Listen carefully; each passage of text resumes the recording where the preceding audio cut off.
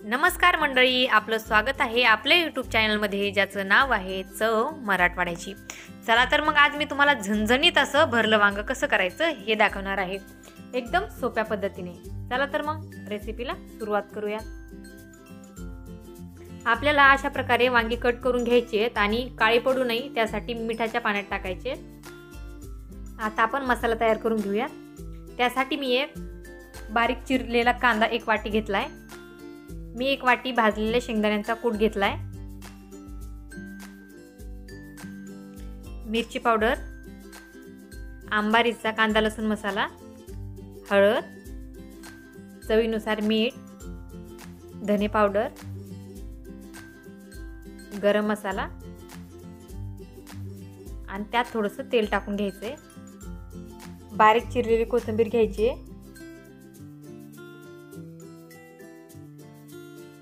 आता हे सगळं चांगलं मिक्स करून घ्यायचंय।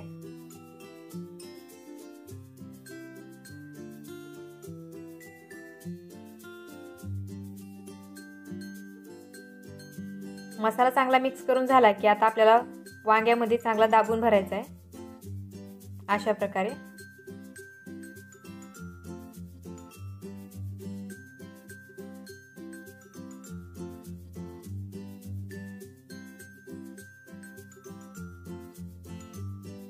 वांग्यामध्ये चांगला मसाला भरून झाला की आता आपल्याला गॅसवर गरम करायला कढई ठेवायची आहे आणि त्यात 2 पळी तेल टाकून घ्यायचे। तेल तापलं की त्यात लगेच मोहरी टाकायची, थोडंसं जिरं,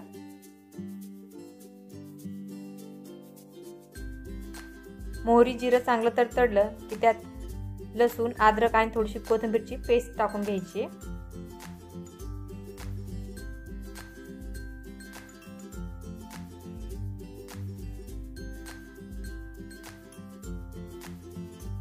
आलं लसूणची पेस्ट चांगली परतून घ्यायची आहे।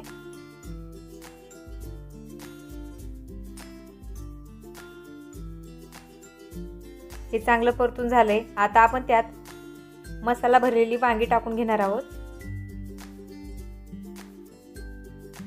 वांग्यांना चांगलं परतून घ्यायचंय। लाईट गेली होती अचानकच, त्यामुळे अंधार पडलेला।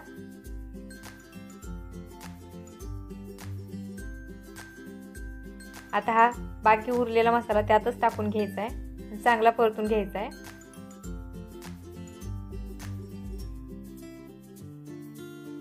मसाला चांगला परतला की त्यात आपल्याला थोडंसं पाणी टाकून घ्यायचंय। वांगी शिजण्यापुरतंच पाणी टाकायचंय।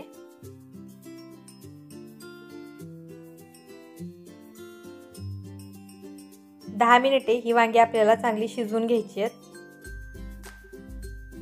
10 मिनिटे झाली आहेत। आता आपण बघूयात आपली वांगी शिजली आहेत की नाही।